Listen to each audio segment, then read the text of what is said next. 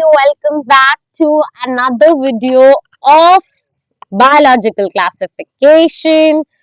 So we are doing biological classification. I think this is part 4 or 5. I don't have a track, sorry. So we are doing biological classification. Okay, so this is part 1 was this, 2 was this, 3 was this, 4. This is part 5, okay. अगर आपने पहले की videos नहीं देखी तो part 5 पर skip करने का कोई हाल नहीं है, जाके पहले पहले की वीडियोस देखो, ठीक है. So biological classification, we are going to do the chapter very nicely, very very clearly, and today we are going to start with the kingdom number 3, which is kingdom fungi. So we are halfway through the chapter and we are starting with kingdom fungi. आज हम अगर ये कर लेते हैं तो आपका आधे से ज्यादा चैप्टर डन हो जाएगा. आपका सिर्फ रह जाएगा viruses, because kingdom Plantae and Animalia आप पढ़ोगे अपने सेपरेट चैप्टर्स में, which will require a lot of time. So let's get started with kingdom fungi. Kingdom fungi में जब मैंने आपको टेबल बताई थी स्टार्टिंग में ही कह दिया था कि all the organisms in kingdom fungi are heterotrophic organisms, okay, and here the organisms show great diversity in morphology and habitat. कोई फंगस कहीं रहेगी, कोई फंगस कहीं रहेगी, right? Mushroom and toadstool are the examples of fungus, right? Rhizopus is the best example of fungus. So these, rhizopus, mushroom, toadstool, these are all very nice examples. Pakina, these all are very nice examples of your, fungi. Bread mold is basically rhizopus. Everybody knows this. Now, white spots seen on mustard leaves are due to a parasitic fungus. आपने कभी ऐसे mustard की leaf देखी हो तो उस पे से छोटे छोटे व्हाइट धब्बे आ जाते हैं जब वो पुरानी हो जाती है, या उसको खुला रख दो मॉइस्ट एरिया में तो उस पे फंगाई लग जाती है, यानी फंगस लग जाती है. यीस्ट जो आप खाने में डालते हो वो भी एक यूनिसेल्युलर फंगस होती है.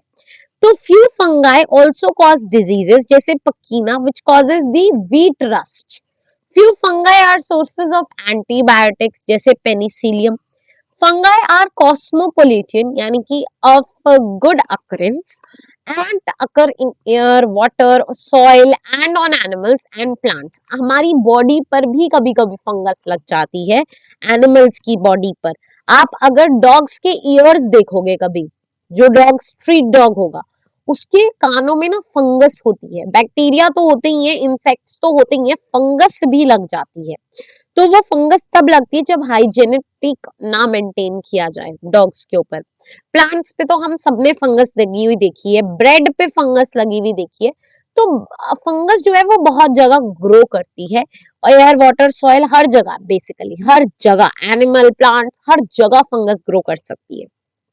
नाउ फंगस जो है वो warm and humid places, marshy, damp places जो है वो प्रेफर करती है. इसीलिए हम अपना खाना जो है रेफ्रिजरेट करके रखते हैं ताकि वो बैड ना हो जाए बैक्टीरियल या फिर फंगल इन्फेक्शन से. चलो बैक्टीरिया तो फिर भी स्नो को बियर कर सकते हैं, कौन से बैक्टीरिया, आर्के बैक्टीरिया, राइट. लेकिन फंगस तो बिल्कुल नहीं कर सकती क्योंकि फंगस को वार्म टेम्परेचर, ह्यूमिड टेम्परेचर चाहिए होता है. इसीलिए हम अपना खाना रेफ्रिजरेट करके रखते हैं. फंगाई जो होते हैं वो फिलामेंटस होते हैं, जैसे फिलामेंट्स में होते हैं, एक्सेप्ट ईस्ट. ईस्ट क्यों नहीं, क्योंकि ईस्ट इज यूनिसेल्युलर, ठीक है. फंगस के पास हाइफे भी होते हैं. क्या होते हैं, हाइफे. हाइफे सबको पता है इलोंगेशन टाइप सी होती है, जैसे राइजोपस में होती है ना हाइफे, बस एग्जैक्टली दैट हाइफे. आप वही समझ लो, राइजोपस की ही बात कर रही हूँ, because Rhizopus is also a fungus. Fungus के जो हाइफे होते हैं वो लॉन्ग थ्रेड लाइक स्ट्रक्चर्स होते हैं जिनको हम हाइफे कहते हैं.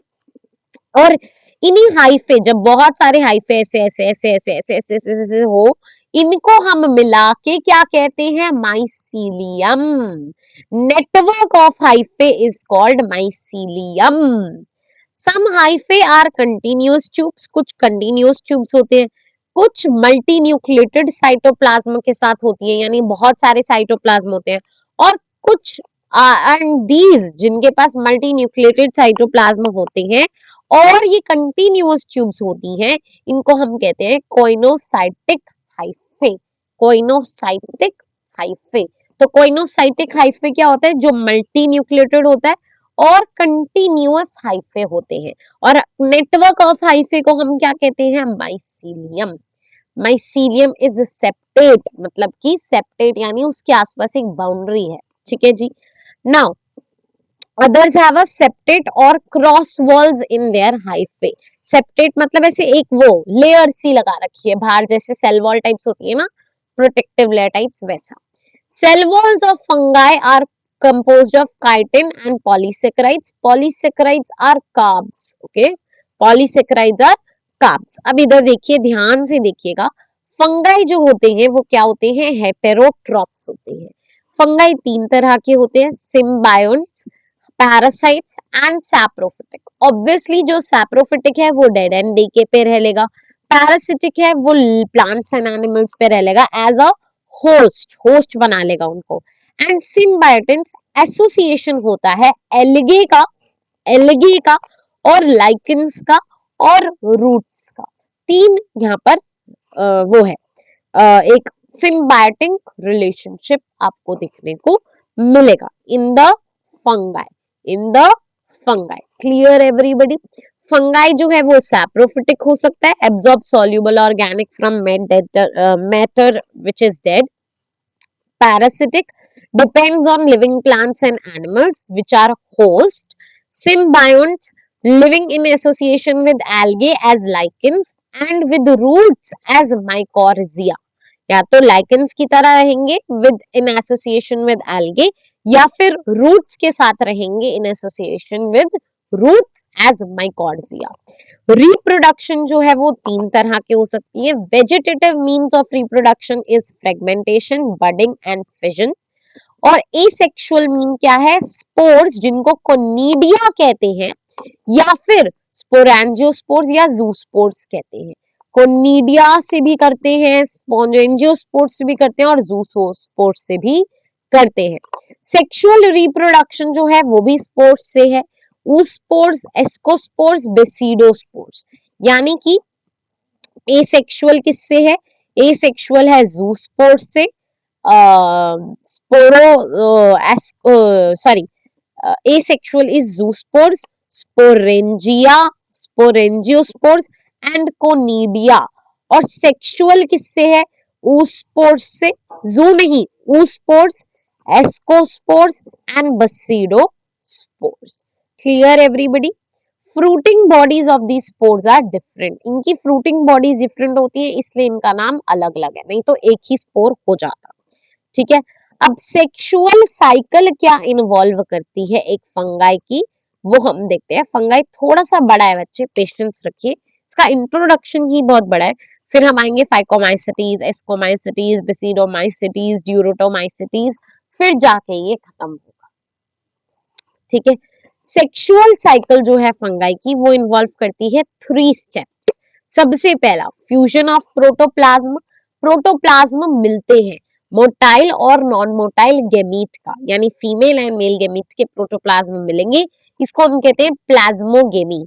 उसके बाद फ्यूजन ऑफ 2 न्यूक्लियाई, न्यूक्लियाई मिलेंगे, कैरियन गेमी। फिर होगा मियोसिस, यानी डिप्लॉइड सेल्स जो है वो टूटेंगे, हैप्लॉइड स्पोर्स बनेंगे वो। अब सेक्सुअल रिप्रोडक्शन का प्रोसेस देखिए।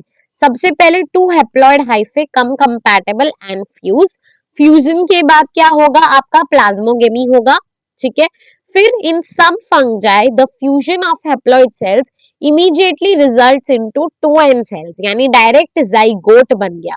लेकिन कईयों में क्या होता है? डायरेक्ट जाइगोट नहीं बनता और बीच में एक डायकैरियोटिक स्टेज आ जाती है, जैसे कि बसीडोमाइसिटीज एंड एस्कोमाइसिटीज में।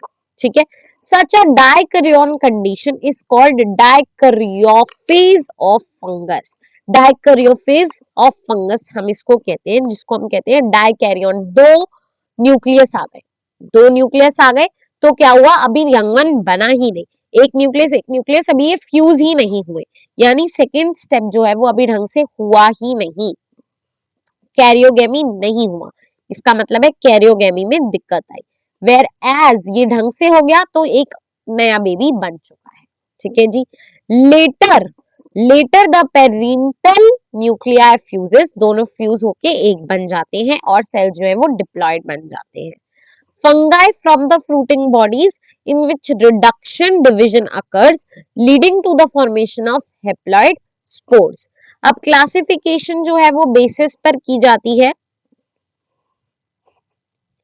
morphology of mycelium, mode of spore formation and fruiting bodies। Classification किसके बेसिस पर की जाती है? Classification is done on the basis of,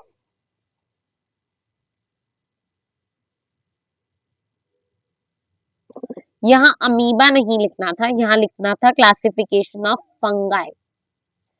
morphology of mycelium, दूसरा है mode of spore formation and fruiting bodies. अब I will start with Phycomycetes and Ascomycetes and Basidomycetes in the next video because ये video already 11 and Deuteromycetes, ये पूरा जो है full page next video में मैं आपको यहाँ तक पूरा करा दूंगी ताकि आप लोगों को कोई भी दिक्कत ना हो। इस वीडियो को और नहीं खींचते, ये ऑलरेडी लंबा हो चुका है and while I'm shooting it's 11, so I have to have my dinner also, so I will be taking this chapter in continuation in the next video which will be part 6 video of the chapter. Thank you so much for watching the video. I will also upload a one shot video if you want. Okay, I will also upload a one shot video if you want. Fine. Okay, bye bye, take care, subscribe.